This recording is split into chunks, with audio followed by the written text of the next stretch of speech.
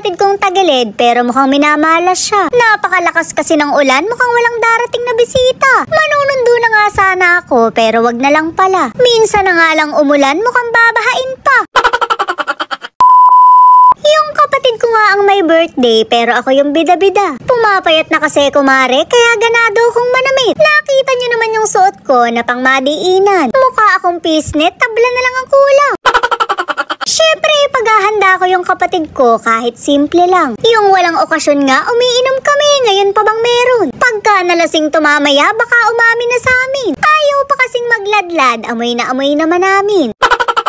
Okay lang yan, sister. Tanggap naman namin. Sino pa bang unang tatanggap sa'yo kundi sariling pamilya mo rin? Ini-eme-eme mo pa kami na biru-biruan lang. Paano mo naman mapapaliwanag yung panty mong floral? Umorder nga kami ng lechon belly para pampulutan. May suka na nga rin kasama pero mas maasim pa rin yung kapatid ko. Napakalayo ng pinanggalingan nito pero na-i-deliver pa rin sa amin. Ring at kahit malamig na, napakalutong pa rin. Napakalambot ng karne pero mas malambot pa rin yung kapatid ko. Oo mare, dati kasi siyang jelly ace. Itsura pa nga lang, mukhang napakasarap na. Samahan mo pa ng libreng suka nila. Napakaraming sili, hindi ka magsisisi. Mas pagsisisihan mo pa nga na binigyan mo siya ng second chance. Hindi na yan magbabago, maniwala ka sa akin. Sorry mare, lechon belly lang pala usapan natin.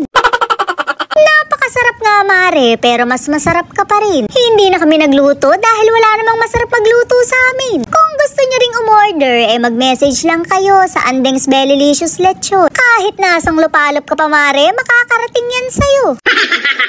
Ring ay kapatid ko at kabod na lang naging regalo. Pagka ganari ba naman ang matatanggap mo, sa malamang natanggihan mo. Mukha naman sanang manika, yung tinutusok-tusok nga lang ng karayom. Hindi ko na nga pinatagal at ako'y nag-set up na. Apura nga lang ang kanta nung isa, masyadong masakit sa tenga. Pero kainaman naman, kabod na lang umulan. Napakasarap uminom nang walang nangangasim na kainuman. Dumating na nga rin yung may birthday na hindi magkanda o gaga sa dala. Napakadaming binili, wala namang bisita. Syempre to the rescue, yung nanay kong nag-abot agad ng tuwalya. Shoot, amare, maantot pa naman yun. Dati nga may aso. Nagpagandang loob ka pa. Nagpagandang loob ka pa, may aso. Alari. Napakalakas nga ng ulan kaya walang makapunta. Akala mo naman magsisirami kapag nabasa. Kami na nga lang muna ang nag-umpisa dahil gumagabi na. Hindi dapat pinaghihintay yung mga ganitong biyaya. Hindi naman ito yung brand ko pero wala akong magawa. Hindi naman ako ang may birthday, sila pa ba mag-a-adjust sa akin? Hindi naman maselan yung atay ko dahil lahat tinatanggap. Pare-parehas lang naman yan na itatagos ka sa pader.